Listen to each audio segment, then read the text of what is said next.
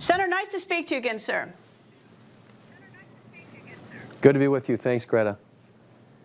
Senator, the next major step, as I understand it, unless something else happens, in the U.S. Senate is to get a budget passed and to get it worked out with the House so that you can then go on to some of the other projects. So where are you on the budget? Homing in on it. Going to get it done. Obviously, there are a lot of moving parts to this, Greta. There are a whole range of issues that we're trying to address. But the budget resolution is the first step, and House and Senate have to pass the same budget resolution. That particular legislative vehicle doesn't have to be signed into law by the president, but it unlocks the next piece, which is what we call budget reconciliation. And that is where you are making law, and that's where the really hard work gets done. But it's got the blueprint. The budget resolution has to be passed first. We're hoping to do that in this work period in the next couple of weeks here in the Senate. Have to go back to the House and be approved by them. But we're working through that process, and of course, as you know, the goal in all this is to make sure there isn't a $4.5 trillion tax increase on the American people come January 1st of next year, to make sure that America is energy dominant. We want to address some energy policy in this particular document. We want to make sure that the border is secure. We've got funding in there to do that. And we want to rebuild our military so that the United States is able to defend ourselves and protect American interests around the world. Those are all issues that we intend to address in this budget reconciliation document, which is set up by the budget resolution, which we will hopefully act on, if not next week, the week after. I'm not nitpicking. I don't pretend to know how to do this, and I've been around Washington long a time, but what takes so long? I mean, why is it that it takes so long to get to this? Well, I mean, it is all the things I mentioned. There are, you got 100 United States senators, but more importantly with this allows you to pass legislation with 51 votes in the Senate. And as you know, most consequential legislation generally takes 60. It takes a supermajority in the Senate. But this enables us to do things at 51. But that means we've got to get all Republicans on the same page. And we've got Republicans in different places on, how much deficit reduction can we do and where do we do it. In the tax area, there are people who have great ideas about things they want to do in terms of tax cuts, but it's trying to marshal 51 votes in the Senate and 218 in the House behind the same document where you get everybody rolling in the same direction is the challenge. It's got a ton of moving parts. It's very complicated. I've been through this before, but we're going to get there. And I think we've made a lot of really good progress this week. We've had several meetings with Republican senators, and I think we're homing in on the result that will enable us to keep this process moving forward and ultimately get something on the president's desk.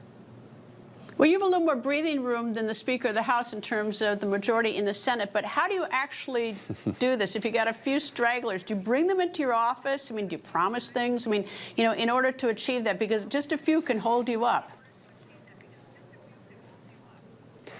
That's right, and I'm just, it is. Everything you just said. It's individual meetings, it's meetings in small groups, it's having other people talk to senators, it's having the president, if necessary, or people from his team at the White House weighing in on the importance of getting this done and getting it done in a timely way.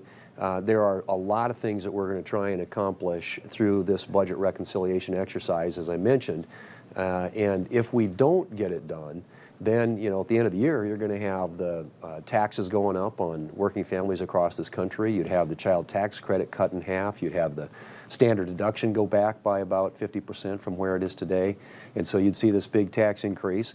We've got a huge opportunity in America to become energy dominant.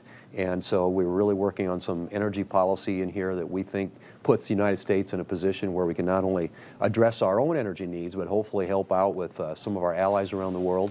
And of course, as I said, securing the border has always been a priority, and national security, military readiness also. So these are all elements that are going to be included in this package, and getting it right and then trying to figure out how do you satisfy 51 Republican senators, many of whom come from different parts of the country and have very different political views on some of these issues, and 218 in the House. So I always tell people the magic numbers, when they ask me, can you do this, can you do that, the magic numbers are 51 and 218. Well, we used to always hear years ago that when Speaker Pelosi was Speaker, that she would pull parking spots and give little offices to those stragglers that she couldn't get on board because she's quite a brawler. I don't see you're more of a Midwestern gentleman, so I don't see that. I'm sure you have your own method. All right, Social Security and Medicare left alone, and Medicaid.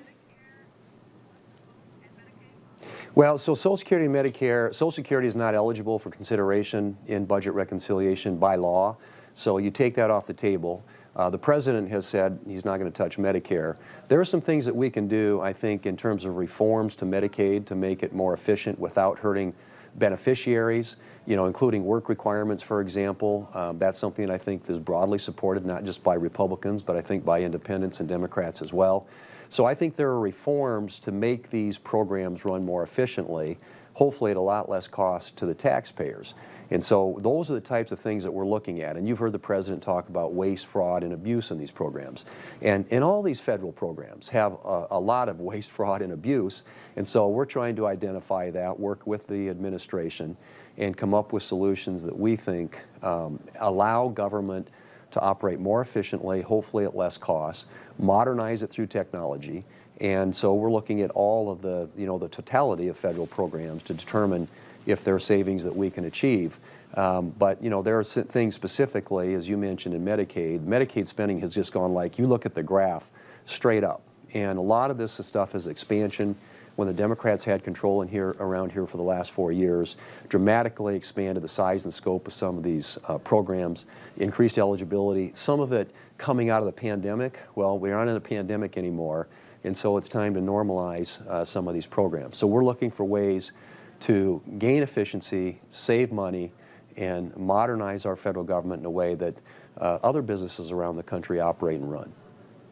All right, Elon Musk is in the executive branch. He's the DOGE guy over there. Is there any self-reflection expected in terms of saving money in the United States Senate? Will there be any sort of DOGE-type review to see whether or not there might be some waste and I don't want to use the word fraud, but there's some waste in the Senate? I realize it's smaller, not a lot, but... Right. I mean, and of course, the operation here relative to the rest of the federal government, as you point out, is relatively small by comparison. But no agency or entity of government ought to be exempt from this. I mean, we ought to be drilling down, whether it's the United States Senate or the House or the White House or the Department of Education, obviously, which is where we think we can find a lot of savings. But every agency of government ought to be subject to this effort. And Elon Musk and DOGE, I think, is looking again at the totality of the government to try and determine if there are ways we can do things better and more efficiently. And in this kind of a scrub of our federal government is long overdue. It really is. We've needed this for a long time, and I think the American taxpayers demand and deserve that, and we need to make sure that we deliver for them. And so I just met this morning with some officials from the White House, from Russ Vought from OMB, as well as Kevin Hassett, the President's Council of Economic Advisors, and some folks from Treasury, to talk about how can we incorporate these DOGE savings into legislation that Congress can act on. And there's some conversation around a rescissions bill, which is a mechanism whereby we can find some savings if the White House suggests it. So we're working with them, all driving in the same direction. All right, I have to ask you about, and I'll just give you a term that others would probably use, Signalgate. We've all seen that the world's watching, right. And maybe even listening and reading texts. What's your thought on this? Well, first off, I think what's getting lost in all this, Greta, and again, I would be the first to say, and I have said, and the White House has said this, that there were mistakes made. We've got to own up to those and make sure that we fix those issues and something like that doesn't ever happen again. But you got to remember that how effective that strike was. I mean, it was executed perfectly, got the desired result, yes. And you're correcting a problem that the Biden administration left us with. I get that, but the reaction from the White House, at least from Secretary of Defense, when he got caught, not that he did anything, not that he intended to do anything, was to go after the journalists who actually waited to reveal it, and that sort of the job is for us to be very scrupulously watching our government for mistakes. Right, and I don't think that that's, I mean, I think the approach in this ought to be, in my view at least, again, own it. You know, this was a mistake, clearly, and I think it's important that they acknowledge that and that they articulate how they're going to make sure and fix and ensure that doesn't happen again. But it was a very successful military operation, one that was long overdue. These Houthis have been targeting American shipping, and you know, you're forcing people to go around the Horn of Africa instead of instead of dealing with this through the Red Sea and the Suez Canal. There are lots of implications in the last few years that have been a threat to national security for the United States and to our military and commercial shipping, and it needed to be dealt with. They dealt with it. I'm glad they did. It was a success there. This issue, however, is something that has got to be dealt with, and the way to deal with it is to acknowledge it and just say, mistakes were made and we're going to fix it. And it's a lucky accident. It's never going to happen again. I'm quite sure we've learned. Anyway, Senator, as always, thank you, sir. People think news just happens. It doesn't. It happens because there's someone there to capture the moment, to explain it and share it. That's my job. I go where news breaks and give you the facts. Join me for The Record on Newsmax.